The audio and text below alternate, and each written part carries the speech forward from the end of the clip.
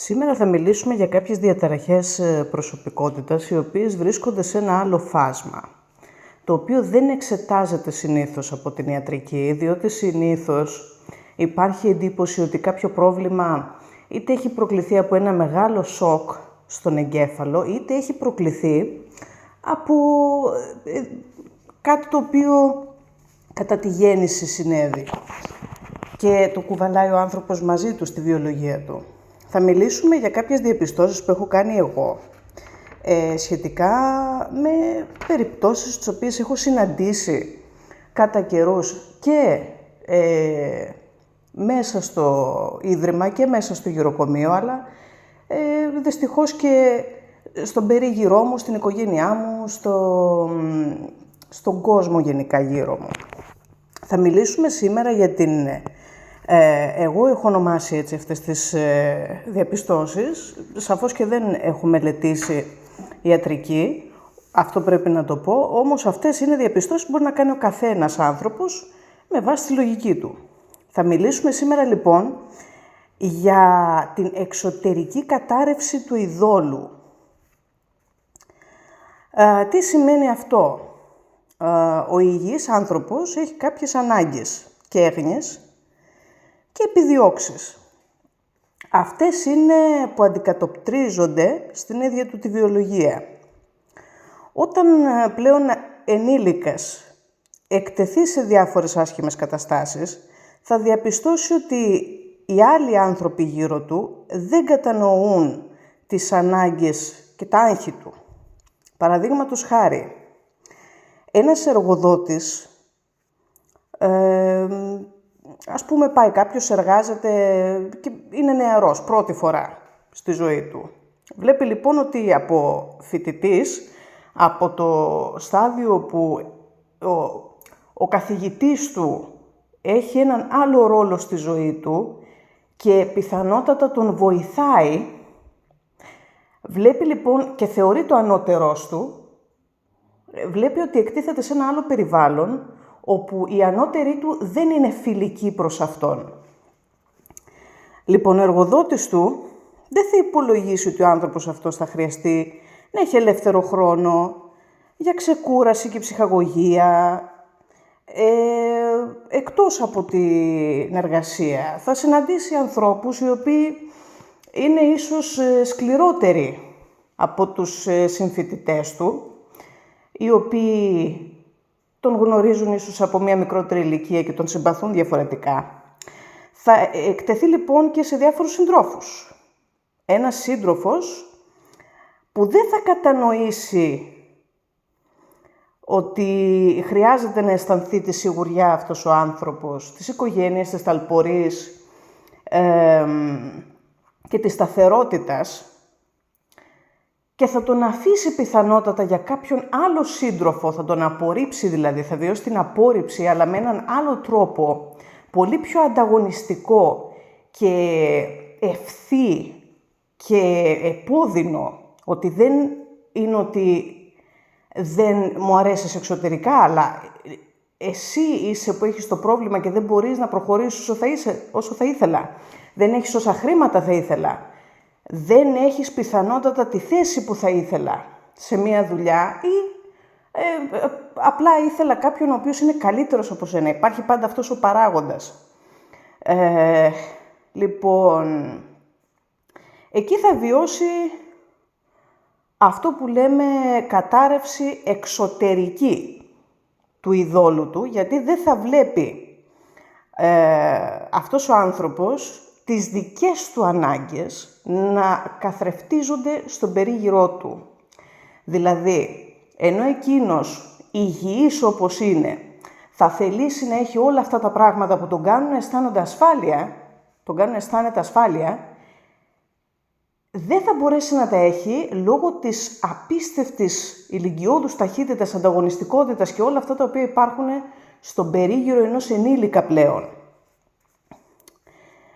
Λοιπόν, όταν δηλαδή λόγω εξωτερικών παραγόντων ο υγιής άνθρωπος χάνει την αντανάκλασή του στο περιβάλλον του. Από τα πολύ παλιά χρόνια ο άνθρωπος ζει σε ομάδες. Χρειάζεται δηλαδή αυτό που λέμε, τη συντροφικότητα, την κατανόηση, το θα σε προσέξω γιατί πρέπει και εσύ να με προσέξεις ούτως ώστε να έχουμε μια υγιή κοινότητα. Αυτό είναι κάτι το οποίο όταν υπάρχει πάρα πολύς ανταγωνισμός στην κοινωνία χάνεται.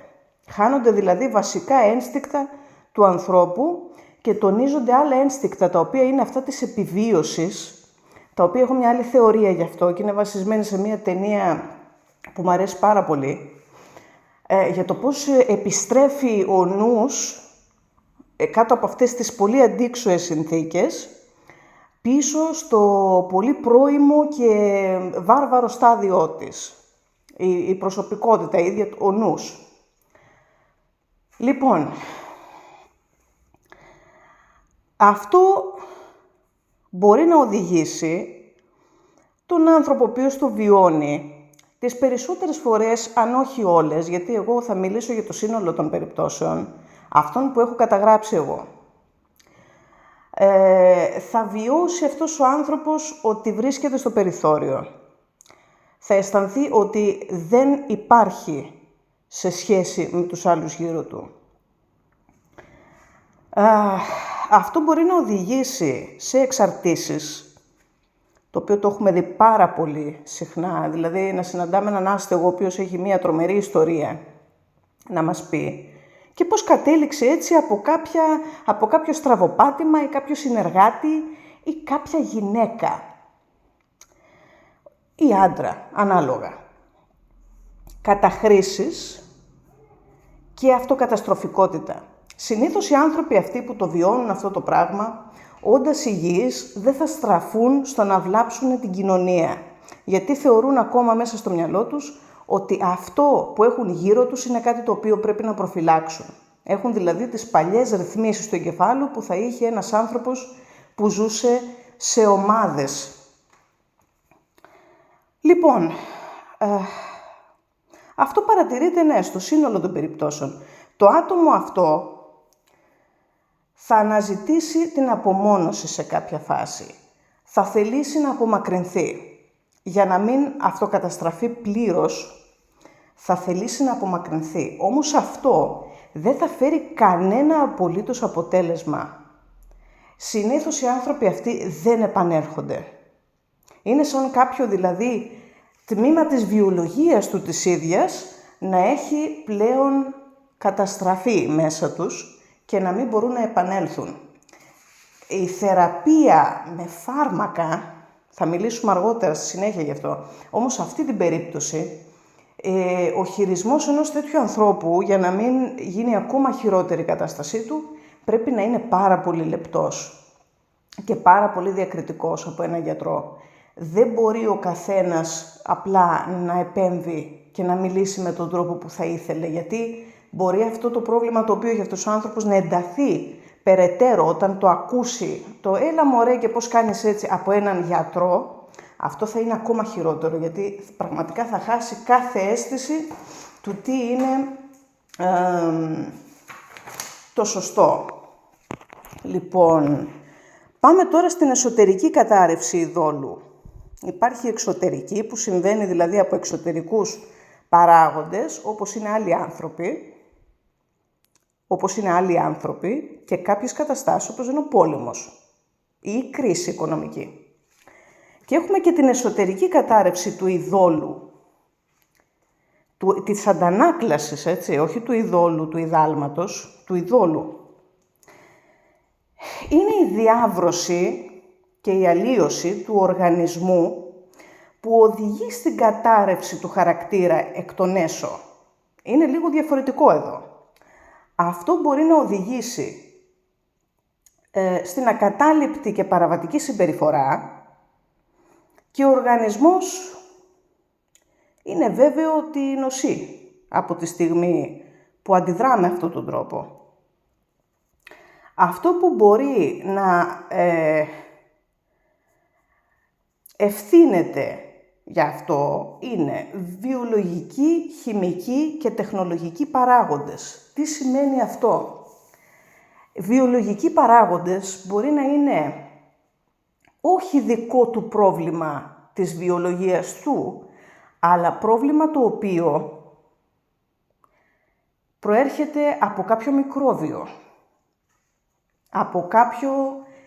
από κάποια βιολογία μεν, η οποία όμως επιδρά πάνω στη δική του. Δεν είναι δηλαδή κομμάτι δικό του, είναι πολύ σημαντικό αυτό στην παρατήρηση στη δική μου.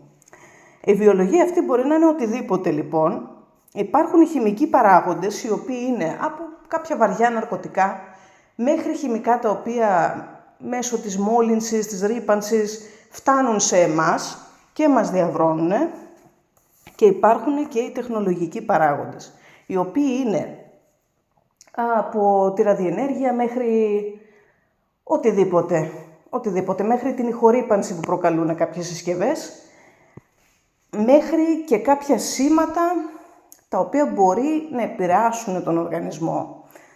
Λοιπόν, όταν μια τέτοια κατάσταση δεν είναι προχωρημένη, μπορεί να διορθωθεί με θεραπεία, μόλις εντοπιστεί όμως ο αποσταθεροποιητικός παράγοντας.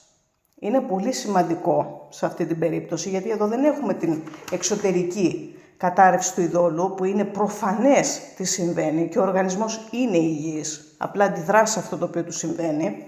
Εδώ έχουμε την εσωτερική κατάρρευση και αυτό είναι κάτι το οποίο αντιμετωπίζεται πολύ πιο δύσκολα, όμως το άτομο αυτό μπορεί να μην εμφανίσει και ποτέ αυτοκαταστροφικές τάσεις, οπότε είναι πολύ πιο εύκολο να δράσουμε σε αυτή την περίπτωση. Λοιπόν, πάμε να μιλήσουμε τέλος τώρα για κάποιους ανθρώπους οι οποίοι είναι πολύ σημαντικοί. Γιατί είναι σημαντικοί? Είναι οι άνθρωποι οι οποίοι είναι πολύ σταθεροί. Όταν ο χαρακτήρας ενός ανθρώπου είναι σταθερός, σημαίνει ότι και η ίδια του η βιολογία είναι σταθερή. Η χημεία του οργανισμού του, οι ορμόνες του και όλα αυτά τα οποία μορφοποιούν το χαρακτήρα του με έναν ορισμένο τρόπο. Οι πυλώνες είναι άνθρωποι οι οποίοι πολλές φορές έχουμε στην οικογένειά μας ή έχουμε στη γειτονιά μας ή έχουμε στην εργασία μας και είναι άνθρωποι οι οποίοι έχουν ένα σταθεροποιητικό χαρακτήρα μέσα στην κοινωνία. Δεν θα δεχτούν κάτι το οποίο είναι παράλογο ή δεν μπορούν να το κατανοήσουν. Οι άνθρωποι αυτοί θα κοιτάξουν πάντα να βρουν κάποιες λύσεις όταν υπάρχει μια άσχημη κατάσταση και δεν θα φοβηθούν να βγουν μπροστά και να οριοθετήσουν το χάος και να μπορέσουν να το διαχωρίσουν πάλι και να φτιάξουν αυτό που λέμε κοινωνία. Πυλώνες είναι οι άνθρωποι εκείνοι που έχουν ισχυρότερο οργανισμό και αυτός έχει υγιείς αντιδράσεις.